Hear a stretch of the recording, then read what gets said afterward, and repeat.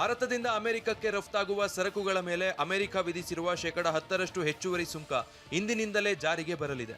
ಈ ಆದೇಶ 150 ದಿನಗಳವರೆಗೆ ಜಾರಿಯಲ್ಲಿರಲಿದೆ. ಅಮೆರಿಕ ಅಧ್ಯಕ್ಷ ಟ್ರಂಪ್ ಫೆಬ್ರವರಿ 24ರಂದು ಎಲ್ಲ ದೇಶಗಳಿಂದ ಅಮೆರಿಕ ಪ್ರವೇಶಿಸುವ ಸರಕುಗಳ ಮೇಲೆ 15% ಸುಂಕ ವಿಧಿಸುವುದಾಗಿ ಹೇಳಿದ್ರು. ಆದರೆ ಇದರ ಅಧಿಕೃತ ಆದೇಶ ಈವರೆಗೆ ಜಾರಿಯಾಗಿಲ್ಲ. ಇದು ವರ್ತಕ ಸಮುದಾಯದಲ್ಲಿ ಅನಿಶ್ಚಿತತೆ ಉಂಟು ಮಾಡಿದೆ ಎಂದು ರಫ್ತುದಾರರು ಹೇಳಿದ್ದಾರೆ. ಭಾರತ ಮತ್ತು ಅಮೆರಿಕ ನಡುವಿನ ಮಧ್ಯಂತರ ವ್ಯಾಪಾರ ಒಪ್ಪಂದ ವಿರೋಧಿಸಿ ಮಧ್ಯಪ್ರದೇಶದ ಭೋಪಾಲ್ನಲ್ಲಿ ಕಾಂಗ್ರೆಸ್ ರೈತರ ಮಹಾ ಸಮ್ಮೇಳನ ಆಯೋಜಿಸಿದೆ. ಎಐಸಿಸಿ ಅಧ್ಯಕ್ಷ ಮಲ್ಲಿಕಾರ್ಜುನ ಖರ್ಗೆ ಮತ್ತು ಲೋಕಸಭೆಯ ವಿಪಕ್ಷ ನಾಯಕ ರಾಹುಲ್ ಗಾಂಧಿ ರೈತರೊಂದಿಗೆ ಇಂದು ಸಂವಾದ ನಡೆಸಲಿದ್ದಾರೆ. ಜವಾಹರ್ ಚೌಕ್ನಲ್ಲಿ ನಡೆಯಲಿರುವ ಕಾರ್ಯಕ್ರಮಕ್ಕೆ ಅಗತ್ಯ ಸಿದ್ಧತೆ ಮಾಡಿಕೊಳ್ಳಲಾಗಿದೆ. ಭಾರತ ಅಮೆರಿಕ ವ್ಯಾಪಾರ ಒಪ್ಪಂದದ ನಂತರ ಹತ್ತಿ, ಸೋಯಾಬೀನ್, ಮೆಕ್ಕೆಜೋಳ ಮತ್ತು ಸಾಸಿವೆ ಮುಂತಾದ ಬೆಳೆಗಳ ಬೆಲೆಗಳು ಕುಸಿಯುವ ಆತಂಕದ ಬಗ್ಗೆ ಕಾಂಗ್ರೆಸ್ ನಾಯಕರು ಬೆಳಕು ಚೆಲ್ಲಲಿದ್ದಾರೆ.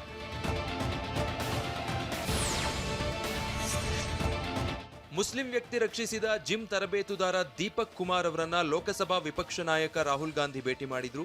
ಕೋಟ್ ದ್ವಾರದಲ್ಲಿನ ಜಿಮ್ ಹೊಂದಿರುವ ದೀಪಕ್ ಬಾಬಾ ಹೆಸರಿನ ಮುಸ್ಲಿಂ ವ್ಯಕ್ತಿಯ ಬಟ್ಟೆ ಅಂಗಡಿ ವಿರುದ್ಧ ಪ್ರತಿಭಟಿಸಿದ್ದ ಬಜರಂಗದಳ ಕಾರ್ಯಕರ್ತರನ್ನ ಎದುರಿಸಿದ್ರು. ನಂತರ ಹಲ್ಕ್ ಹೆಸರಿನ ಅವರ ಜಿಮ್ನ ಡಜನ್ಗೂ ಹೆಚ್ಚು ಜನ ತೊರೆದಿದ್ರು. ಇದು ದೀಪಕ್ ಜೀವನೋಪಾಯದ ಮೇಲೆ ಪರಿಣಾಮ ಬೀರಿತ್ತು. ಈಗ ರಾಹುಲ್ ದೀಪಕ್ಗೆ ವೈಯಕ್ತಿಕ ಬೆಂಬಲ ನೀಡಿದ್ದಾರೆ, ಅಲ್ಲದೆ ಜಿಮ್ಗೆ ಸೇರೋದಾಗಿ ಹೇಳಿದ್ದಾರೆ.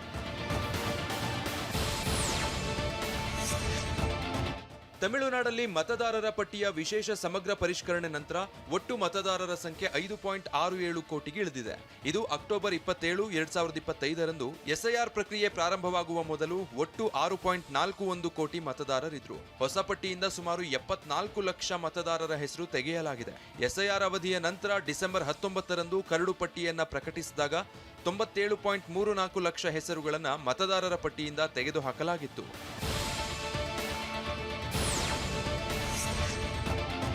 ಕಸ್ಟಡಿಯಲ್ಲಿದ್ದ ಸಂಸದರಿಗೆ 3rd ಡಿಗ್ರಿ ಹಲ್ಲೆ ಆರೋಪ ಕೇಸಲ್ಲಿ ಐಪಿಎಸ್ ಅಧಿಕಾರಿ ಸುನಿಲ್ ನಾಯಕ್ರನ್ನ ಆಂಧ್ರ ಪೊಲೀಸರು ಬಿಹಾರದ ಪಾಟ್ನಾದಲ್ಲಿ ಬಂಧಿಸಿದ್ದಾರೆ.